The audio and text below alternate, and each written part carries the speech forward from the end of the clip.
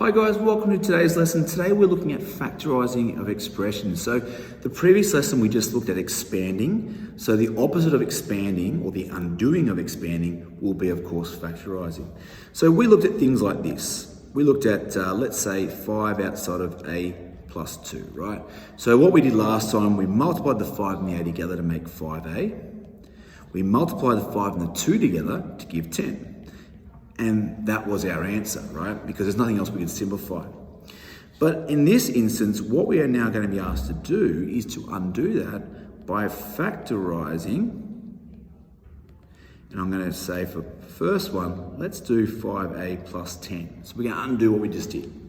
So in this case, what we're looking for is what we call those common factors. What are numbers or letters that go into both of those algebraic terms? So in this instance, if we're looking for a common factors, well, factors would always be 1, right? But 1's going to go into everything, so it doesn't help us. But in the first one, we've got a 1 and a 5. I might write that down. There's a 1 and a 5. But in the second one, we have a 1, a 2, a 5 and a 10, right? So we've got all these factors. So what we're looking for is the common factor. Well, in this case, you can see that a 5 goes into both of those terms. And so that's what we're always looking for, the highest common factor. Occasionally, you might find a lower common factor. We want a highest one, okay? So in this case, what I'm going to do, I'm going to take the 5 at the front. I'm now going to open those brackets. Apologies there. I'm going to open those brackets. And I'm going to think to myself, well, what would be left over, right? If I take the 5 away from the a, 5 times what makes 5a? Well, you'd just be left with the a, wouldn't you? Because, I mean, again, you're multiplying those brackets out. So it'd just be 5 times a. What about the 10? 5 times what makes 10? Well, the factors were 5 and 2. So it's just going to be plus 2. And you can see now pretty clearly that that's what I had back in that original question. So again, none of this is really new to you. You've done these before since probably year 7. All right, let's do another easier one. 3q plus 12. So what's the common factor that goes into both of these? Remember, you can pause the video at any time, gents, and you can have a crack at the questions. So hopefully you've said, well, 3 goes into both, and we'd be left with q plus 4 in the brackets. Nothing too challenging there. So let's go a little step further.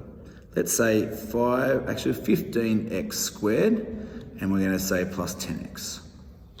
All right, so let's look for some common factors here. Let's deal with the number first. What number goes into both 15 and 10? Well, hopefully you've recognized that 5 goes into both of those, right? But also, you might notice that you have a letter that goes into both, a pronumeral or a variable. You have an x.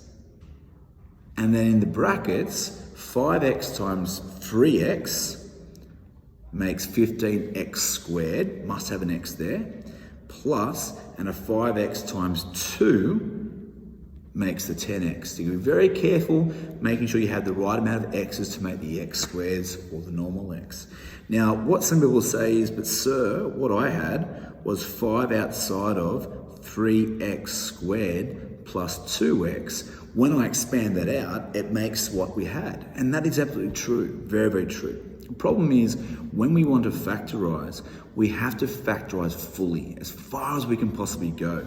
The issue with that example in the green there is I've still got an x that is common in both the x squared and the x there. And so we've got to be very, very careful because it's not fully factorised. At that instance, that's when I should recognise, hey, I've got to bring the x out, and I'm left with just the 3x plus the 2. Okay, now it's fully factorised. So even though it might not say fully factorised, you must fully factorise every single time. What about we go a step further again? Let's go negative 9ab minus 3a. So can you find some common factors that go into these two terms? Well, let's look at the first term. We have a negative 9 versus the second term, we have a negative 3.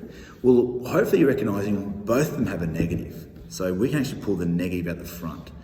Both of them have a 3 that go into it, don't they? Perfect. So the common factor for the numbers will be minus 3. What about the letters, the variables, the pronumerals? Do we have anything that's common in both? Well, yes, we do. We have an A that goes into both terms.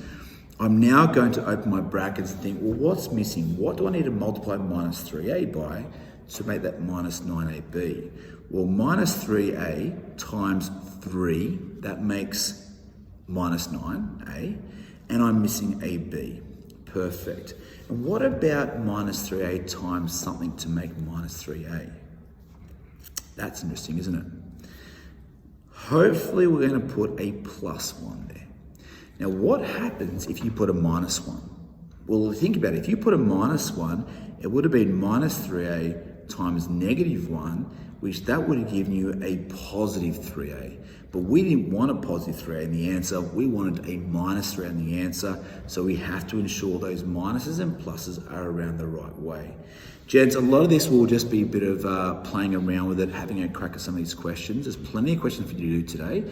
I want you to go through and have a look at those questions and then compare them with the answers, but please make sure you do mark your work to ensure that you are getting them right.